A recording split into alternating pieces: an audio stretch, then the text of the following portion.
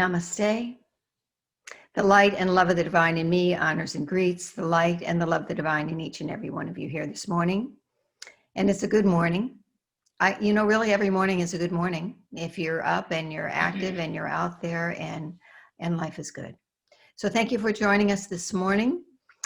We are the Awakening Way spiritual community. We are a New Thought spiritual community, honoring the teachings and the path of Dr. Ernest Holmes, who is the author of our textbook, The Science of Mind.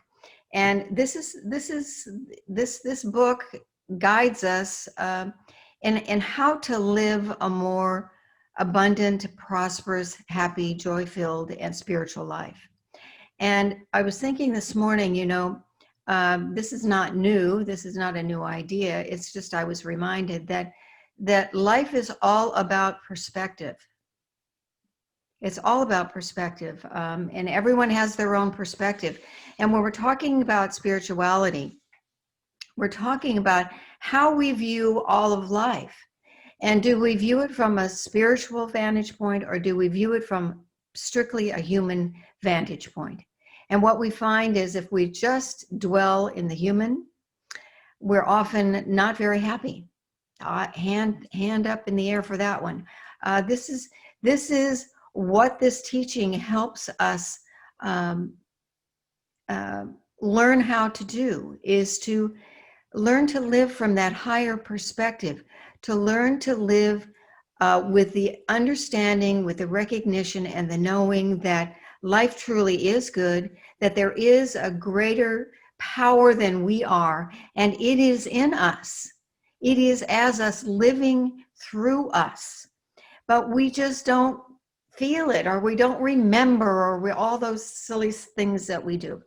And so this teaching is designed to help all of us remember that truth, that we are actually spiritual beings. We are actually divine beings having this experience by whatever name we carry. And so the opportunity is to study that, to learn how to live from that perspective. And gatherings like this are a great way to help us all remember, that the spiritual messages on Sunday are designed just for that reason.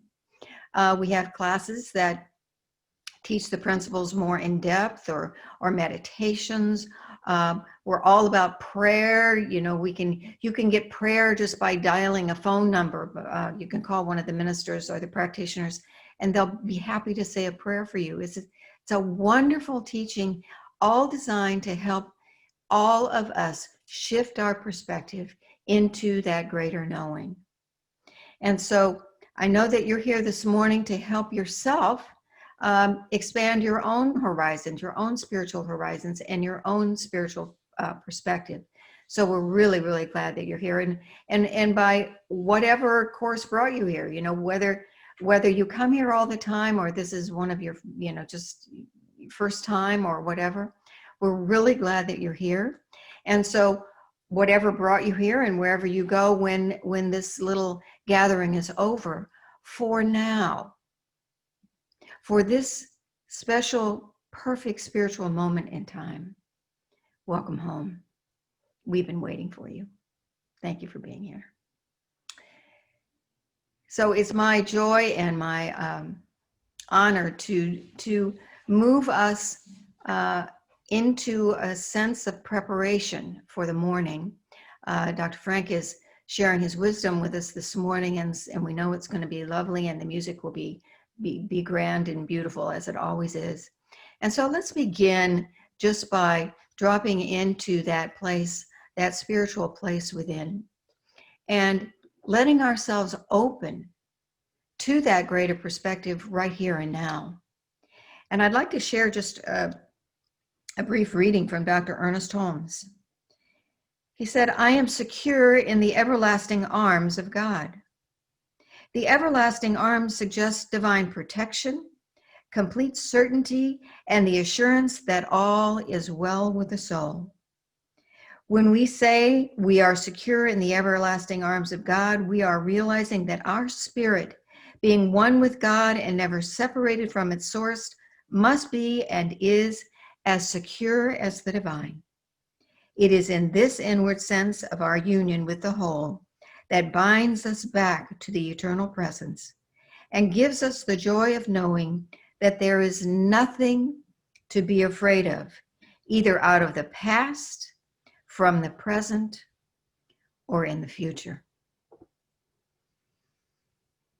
And so just taking a deep breath now. And letting it out fully.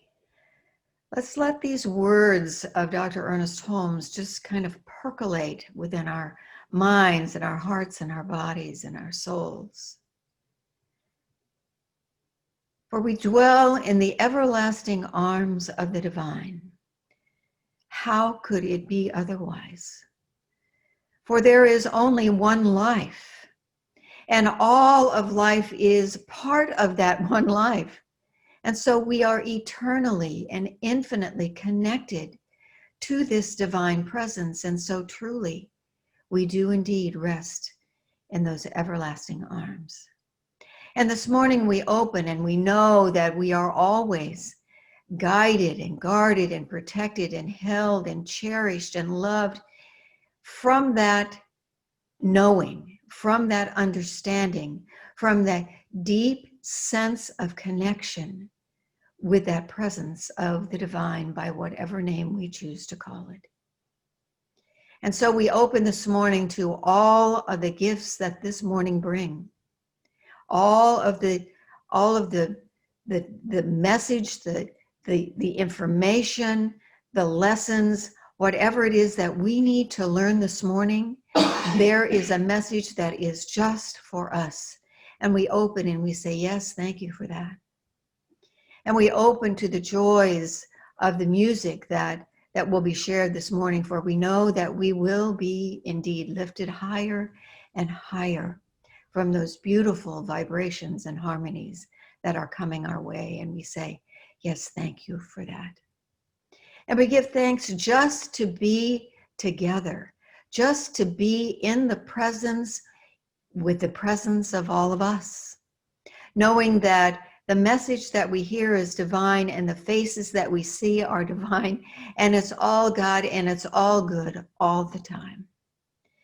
And so we look forward to this morning with great joy-filled anticipation, knowing that it is all already whole, perfect, and complete in every way. I give my thanks for this truth. I let it be so. And so it is. Amen.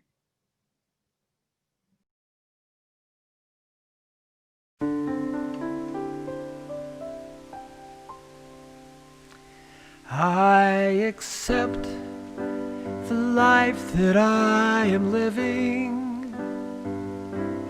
I accept the path ahead of me. And I clearly see I'm where I'm meant to be. And I accept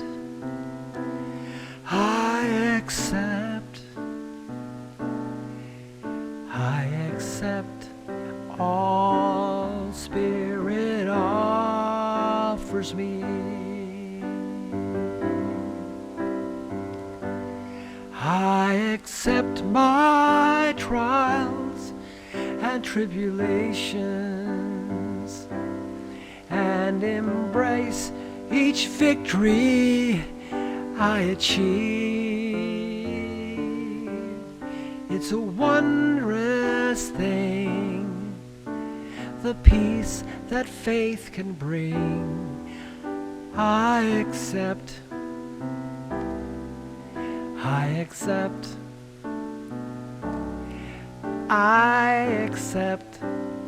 all Spirit offers me. I accept my goodness and perfection, grateful for each gift that I receive, knowing God is near to answer every prayer. I accept, I accept, I accept.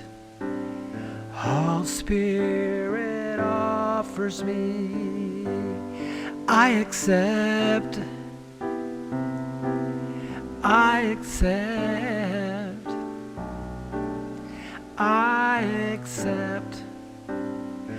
All Spirit offers me.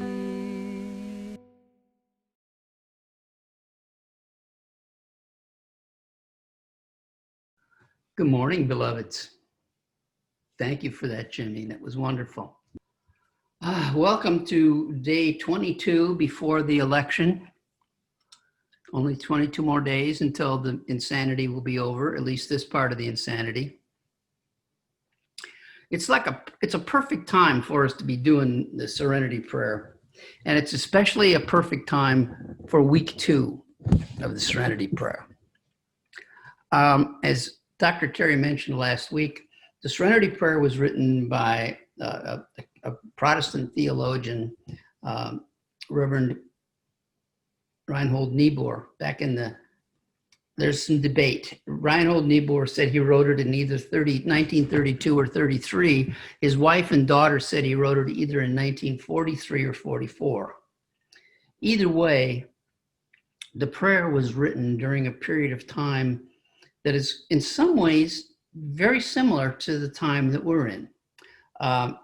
The Spanish flu epidemic was just ending. The Great Depression was hitting us hard at that point in time.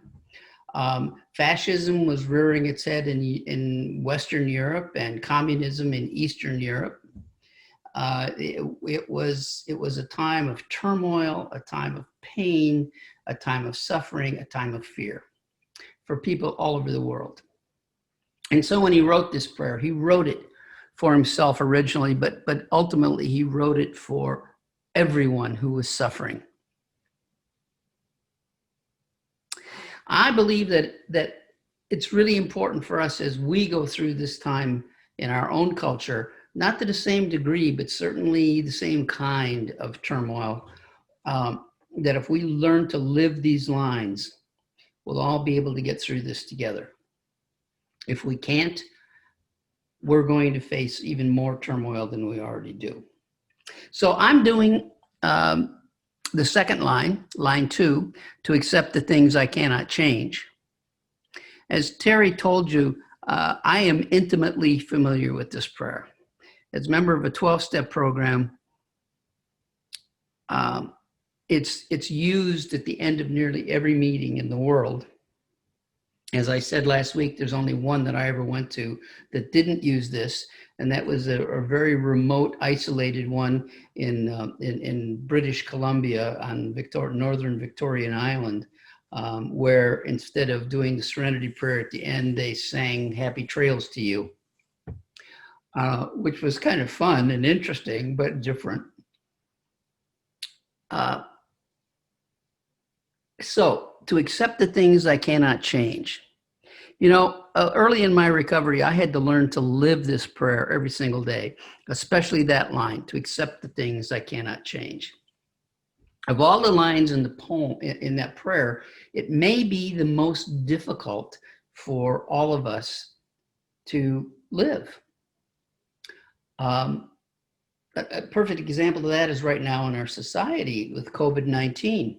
In spite of the fact that there have been over 200,000 deaths, that's more than Afghanistan, both Gulf Wars, and Vietnam put together, there are people who somehow believe that if we ignore it, it will just go away, as if by a miracle, I guess. I got an email from a friend who's in this teaching who said to me, I don't worry about the COVID-19. I don't wear a mask because I do my prayer work every single day, and I know that I'm divinely guided and divinely guarded.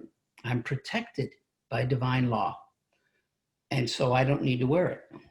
And I wrote him back and I suggested that if he really believed that, he should do his prayer for divine protection and then run across an LA freeway during rush hour. Because that's what in effect, that's what we're doing. One of the phenomena of human psychology is that we all want to believe that life is like a play of which we're the author and the director. And that everybody and everything should unfold the way we want it to. And if it doesn't, then there's something wrong with it. Of all the lines in the poem, in the prayer, it's probably the most difficult to achieve. All of us like to feel like we're in control of our lives, and we find it hard, if not impossible, to acknowledge that life sometimes has plans of its own, and that we're not completely in charge of everything. New Thought teaches us, change your thinking, change your life. But nowhere in there does it say, change your thinking, change the world, or change your thinking, change your loved ones. It just doesn't say that. What it says is change your thinking and change your life. And I suggest that when we talk about accepting the things we cannot change, the only things we can change is ourselves and our own thinking. We can't change the rest. So what are some of the things we cannot change? I'm not going to talk about specifics, but I'm going to talk about kind of broad categories and patterns in life that are always present. David Richo, who wrote the book, How to Be an Adult in Relationships, that many of us have read, also wrote a book called The 5 Things We Cannot Change and the Happiness We Find by Embracing Them. And in it, he takes the Buddhist viewpoint and the Buddhist pattern and way of dealing with issues and tries to help us to see that there are things we cannot change that are going to come up over and over and over in our lives. And no matter what we do, they're going to be there. Now, I'm not going to try to cover all those things, but there are 3 of them that stick out for me. The first one, the one that should be obvious to all of us right now, is that everything changes and everything ends. Oh, how we hate that. I remember having a conversation with a member of our community when we were up north, David Hartranff, and saying, you know, David and I were talking about this idea that everything changes. And he said, I don't mind change. I enjoy change. I said, well, David, what about changes that you don't like? And he said, oh, well, that's different.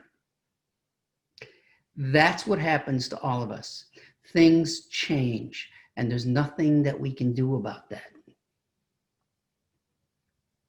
Ernest Holmes wrote, there is nothing permanent but change, and the infinite intelligence can never be caught in anything it does. What it does expresses its way of being at that particular moment. Tomorrow it may do it in an entirely different way, but always in accord with its fundamental harmony. Oh, how firmly we want to hold on to the old. And yet, every beginning has in it the seeds of its own ending. And if things stay exactly the way they are in our lives, then we are frozen as children in consciousness and are never able to evolve. I read a survey some time ago that said that talked about phrases and adages that people hate. And the number one hate on the list is, it is what it is. Now, I happen to have that on a license plate on my car. So I obviously don't hate it. I believe that to ask why things are the way they are is to invite victimhood. And that if instead of saying why, we simply say yes and move into it, we open up to and experience infinite possibilities of the universe, evolving us Meister Eckhart said, everything is meant to be let go of, that the soul may stand in unhampered nothingness. Everything is meant to be let go of, that the soul may stand in unhampered nothingness. I've told a story many times about a little pendant that I had. It was a piece of quartz that was banded by silver so that you could hang it on a chain, and it had an Om symbol on it. And the Om symbol was simply glued on it, and it kept falling off. And I kept finding it and gluing it back on, and finding it and gluing it back on. And finally, one day, I lost the symbol disappeared completely, and I couldn't find it anymore. And I started shopping around and was unable to find a replacement for that anywhere. It was very small, just, about the size of a lima bean maybe. And one day, Terry and I were at a rock and gem show, and there was this father and son Tibetan business that was selling Tibetan gems and Tibetan stones. And I walked up and I asked them if they had anything like that. And the son, who did all the talking, while the father was sitting in the back working on more little jewelry, the son said, we don't have anything like that, and I don't think I've ever seen anything like that. And then he talked to the father, and they were talking in a language I assume was Tibetan, I don't know. And then he came back to me and he said, I'm sorry, my dad doesn't know anything about those either. And I said, well, okay, I guess it's just a lesson that nothing is permanent. And the father, who had never said a word up until that point, turned around and looked at me and smiled and said, impermanence. Impermanence is the Buddhist concept that says nothing is going to ever be permanent. It's always going to go away. The opposite of this yes to life that the Buddhists teach is not no, it's control. Okay, you with me on that? The opposite is not no, it's our need to control. Control of our circumstances, control of those around us, control of the world, of conditions. Why do we need control? In a word, fear. We are afraid that if we're not in control, that our world is going to spin out of control completely and something terrible will happen. But what's happening when we do that is we set ourselves in opposition to life's natural flow. And our life becomes, Rico said, our life becomes a seesaw between terror and control until we say yes. A seesaw between terror and control until we say yes. Even our need to control our family members is to control our fear. We talk about, loving family members, and so we want them to change so that they won't be unhappy, so that they don't bring bad consequences on themselves. And yet when we do that, what we're saying is, I know better than you. The way you behave makes me uncomfortable. And so I want you to change so that I'll feel comfortable again. Control is all about ego. Joseph Campbell said, hell is being stuck in our ego. Hell is being stuck in our ego. The opportunity for us to evolve and change is always present. But we have to say yes to the change to allow it. The next thing difficult for us to accept is that things do not always go according to plan. Things do not always go according to plan. Ernest Holmes said, there can be no mistakes in the divine plan, although we have plenty of them. One of the many mistakes we made is to believe that our plan is the divine plan, and that once we have set into motion our word of manifestation, then the universe must follow our plan to manifest.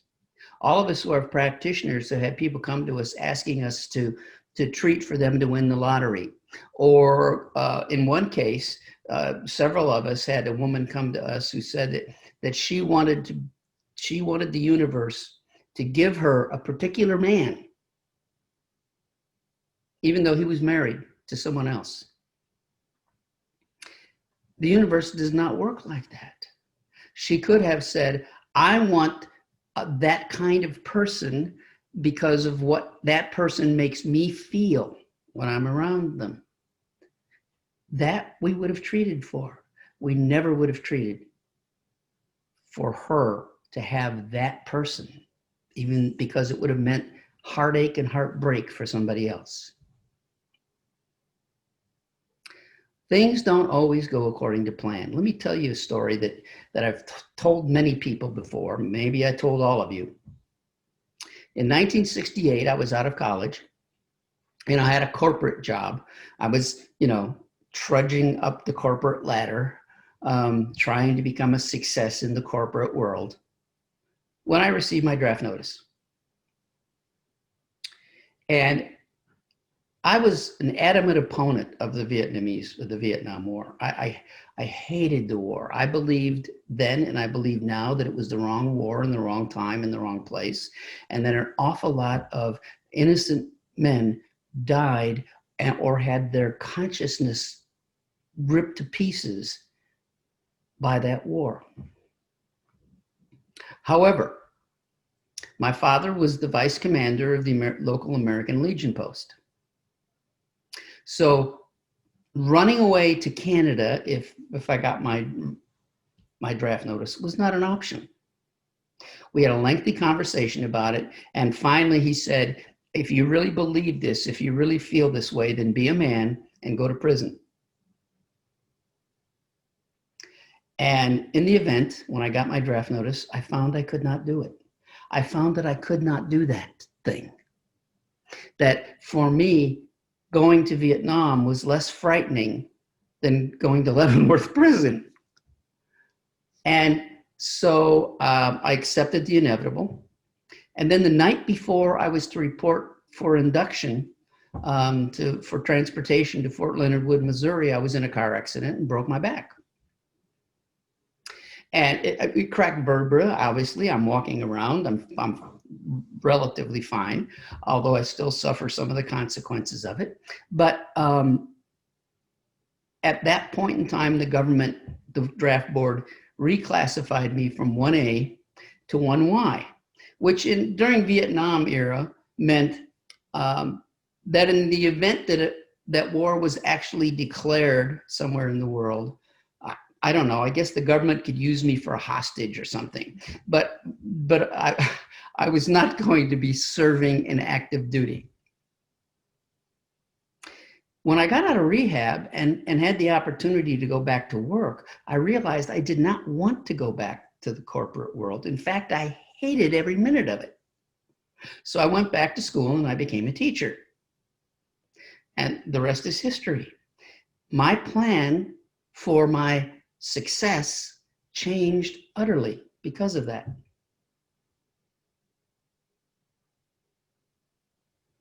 No matter how precisely we plan, no matter how much self-discipline we exercise, the world is never going to cooperate with us. And don't get me wrong, there's nothing wrong with making plans. Making plans is a very adult thing to do, and it's a sign of a healthy ego.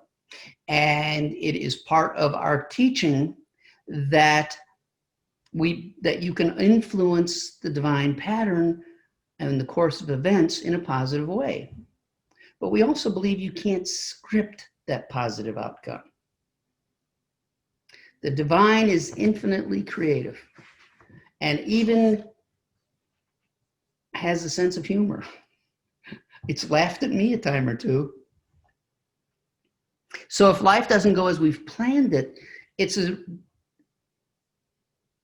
a reason for excitement. that something wonderful is going to unfold and manifest in our lives. Isn't it wonderful? Thank you, thank you, thank you. Knowing that our plans are not coming together the way we wanted them simply means that our finite reasoning does not match the infinite possibilities of the universe. All of our relationships are controlled by one and only one fear, and that is the fear that we will not be loved. The fear that somehow we will not be loved. And that's the third thing that Rico talks about. He says, people are not loving and loyal all the time. People are not loving and loyal all the time. We are all human. We all come out of a family background in which we are taught what it means to us to love. And it frequently doesn't match what it means to love from our partners. And at every moment in time, we're doing the best we can. Some people lie. Some people are hypocritical. Some people are disloyal. Some people are deliberately cruel. Whatever it is that people are doing, they're doing it because at that moment in time, it's the best that they can do. They're never going to be always loving and loyal, because that would mean they were always doing what we wanted them to. And if that was the case, the whole world would freeze because there would be no evolution going on. Everyone evolves in their own way, in their own pattern. The key to accepting the things I cannot change, I believe, is this. The third step of the 12 steps of all of the 12-step programs says, made a decision to turn our lives and our will over to the care of God as we understood God. This is commonly known as the surrender step. And the most important single thing that stands out in my mind that is in opposition to our surrender is our own will, human willpower. Human willpower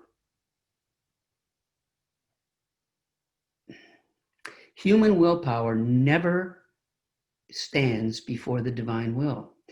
The only appropriate use of the human willpower is to align itself with divine will. The last night of his life, Jesus was in the garden by himself praying, and he was praying to have this burden lifted from him, this cup of poison, as he called it. And at the end of that, as he realized that was not going to happen, he said, nevertheless, thy will, not mine, be done. Now, he couldn't foresee what was going to happen as a result of that. He couldn't foresee that the divine will was going to manifest a world religion out of his suffering, out of his story. He simply knew that the divine will was greater than his. And this is the key. Again, the only appropriate use of the human will is to turn it over, to release it, to align itself with the power of the divine will. As practitioners, it's very important for us as we do our prayer work to know the highest and best for the person we're praying for, but not necessarily what they're asking for. It's important that we understand that we influence the divine will. We don't control it. We speak our heart's desire, and then we allow the divine will to unfold in its perfect pattern as we have influenced it. The divine will is always for our good, always. Okay? Somebody asks you what's the will of God, that's what you tell them. It's for my good, period.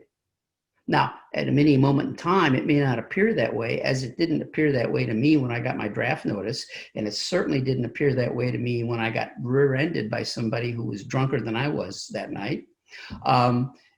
But it was the divine will unfolding for my good perfectly. Perfectly. Good manifests, and the way that it manifests is Spirit's business, not ours. We all know the old joke about the man caught in the storm, in the flood, but it bears repeating. Man is caught in a flood, and he's on the roof of his house, and he's praying to God to save him. And a boat comes and offers to take him to dry land, and he says, no, God will save me. And another boat comes, and another boat, and he says the same thing each time. Finally, a helicopter comes and tries to save him, and he says, no, God is going to save me. And he drowns. And when he stands before God, he complains. He says, why didn't you save me? And God said, I sent you 3 boats and a helicopter. We can never say exactly what is going to be the divine will or how it's going to unfold. Accepting the things we cannot change means letting go of our ego's desire to control and surrendering to the perfect divine unfolding of our good. Using our willpower, we align it with the divine will and let it unfold with excitement for the wonderful, infinite possibilities that are going to manifest in our lives. And for the knowing that we're going to learn from that it will be some wonderful evolutionary experience for us. We can't prevent change, so we embrace it as the divine unfolding of our lives. Things aren't always going to go according to our plan, but our human finite plans can't know the grandeur and infinitude of the divine pattern. So we embrace the uncertainty and let go and let God. We can never impose our will on another person. They will always violate our expectations. And when they do, we feel unloved, when in fact it's we who've been unloving. Unconditional love is the underlying reality of everything. Everything. The unconditional love of God that we're afraid to accept, and so we try to control everything. The unconditional love that we should be giving to others, and yet we judge them and we feel hurt by them because we're placing our conditions on their behavior. The unconditional love of the divine is always manifesting for our good if we will let it. If we will let it. Knowing that this is true, I invite you to join me right now in an affirmative prayer. If you will, close your eyes and know with me that there is one divine source, one divine plan, one divine pattern. Not with everything locked into place, but a pattern of good waiting to be manifested in all of our lives as we surrender to it. And the key is to accept those things we cannot change. For as we are one with the divine and it is one with us, the only thing that keeps us from accepting all the good in our lives is our fear of being less than, our fear of being unloved. So I know and I declare right now for all of life and for each of us on this call that we awaken to our perfection. We awaken to the divine love, that infinite, unconditional love that the divine holds us in. And we know that whatever is unfolding right now is unfolding for our highest and best.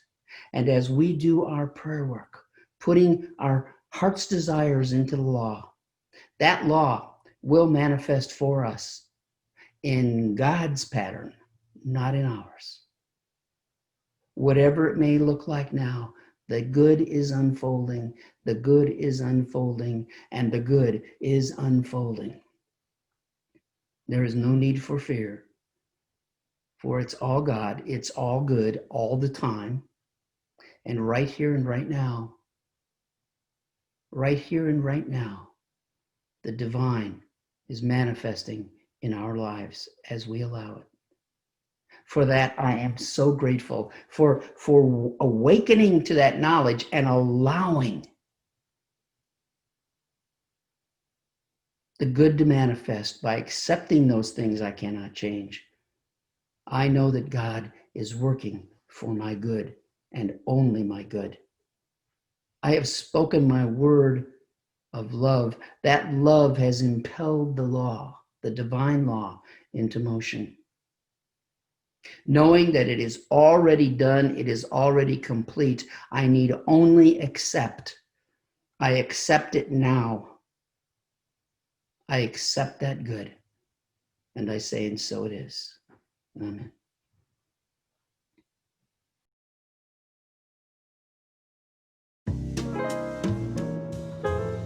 I release all that is unlike love. Today I judge nothing that happens. And if things go bad, I don't feel sad. I just let it be, let it be perfect for me.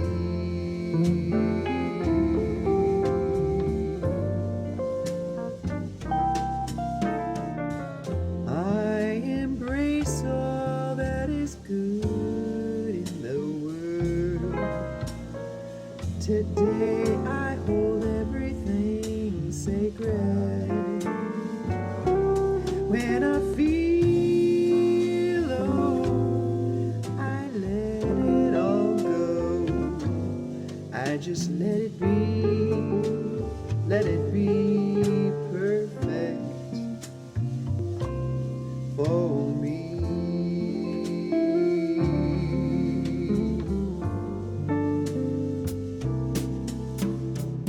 Today I embrace all that's good in my life. Today I love everyone as equal. And if things go wrong, I just remember this song and I let it be perfect for me.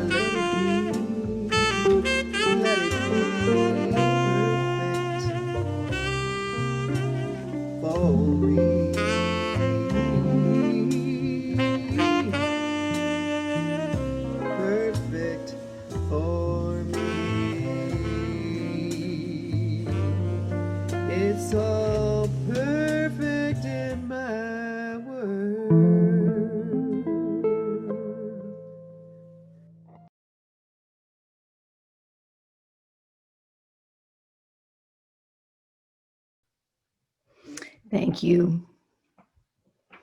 I just told Frank, I said, that song, Let It Be Perfect for Me, Jim Townsend wrote that song. And we hear it periodically here in the community. And it truly is one of my favorite songs of all time, truly. And I always hear it exactly when I need to hear it. So thank you, Karen. Thank you, Jimmy. Once again, it was wonderful.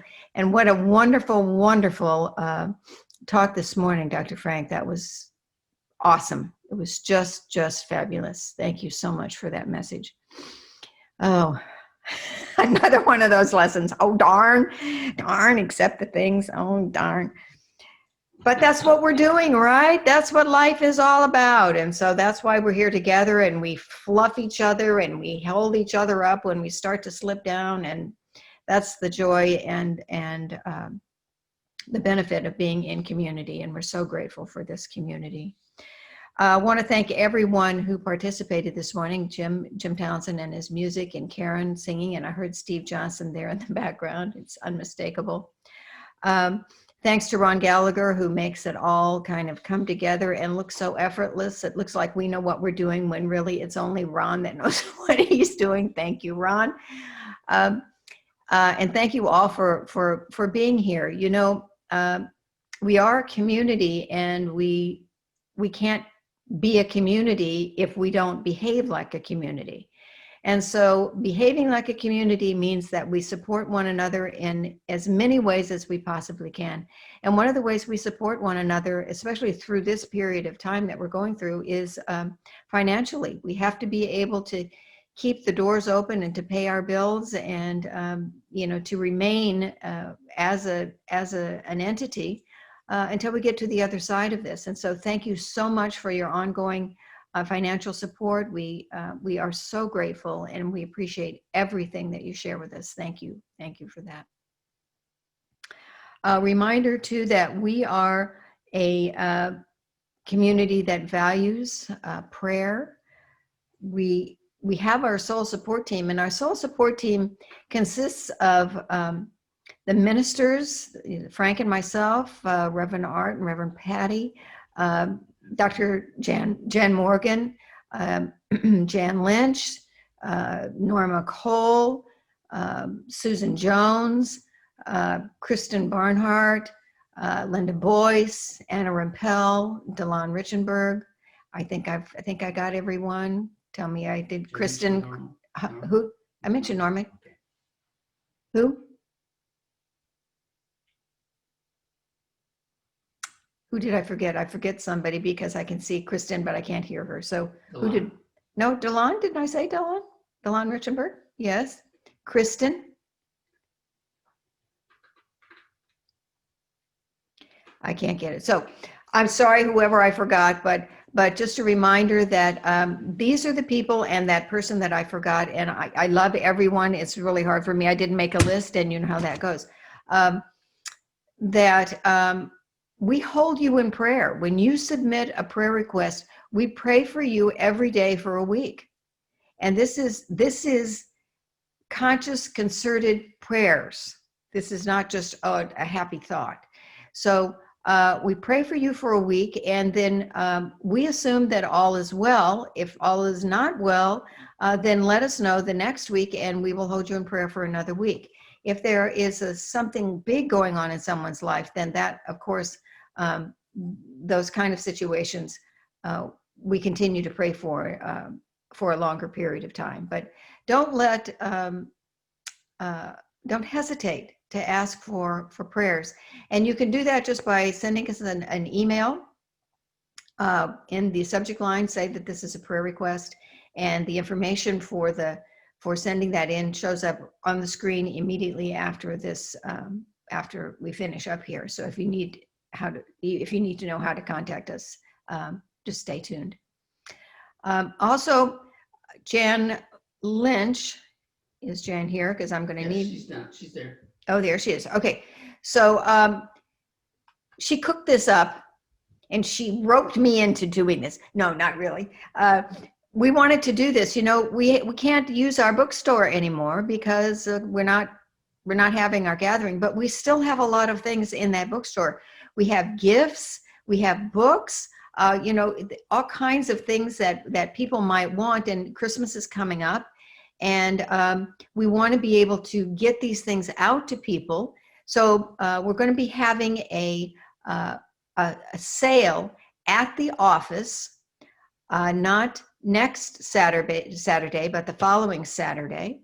How much, if someone could unmute Jan Lynch, I would appreciate it, because I'm not sure how much, Jan and Patrick there. 50% off on the gifts and 25% off on the books. And we also have all those wonderful cards that everybody has. Right. And we will send an email out. We haven't figured out the time yet. It might be 9 to noon or 10 to 1, something like that. But we will let everybody know. Right. And this is an in-person thing. And we did this once before, several months ago, and we moved the tables outside. We may or may not move them outside, but we will. We expect you to mask up, and we expect you to honor social distancing. And still, you'll be able to see one another in a casual, different kind of atmosphere, and you'll be able to pick up something that you might want. So more details will follow soon. Details will follow soon. I hope you come, because it was really fun. All right, I think that's it for the announcements. And what we really like to do at this time is to make sure that we leave you with a blessing, so that you feel when you leave right here at the end that you're carrying with you the message and the energy, the sacred energy from the morning. And so what I wanted to share with you this morning is the beautiful Unity Prayer Protection. Many of you know it. Many of you use it. Maybe some of you are not familiar with it, but I just wanted to share it to leave you with that beautiful, beautiful energy. The prayer was written by James Dillett Freeman, and it says, and I'm going to use this in the first person. So when I say it, I'm going to use the word me, but think of yourself as I say this prayer. The light of God surrounds me. The love of God enfolds me. The power of God protects me. The presence of God watches over me. Wherever I am, God is, and all is well. So let it be, and so it is. Namaste, everyone. See you next week.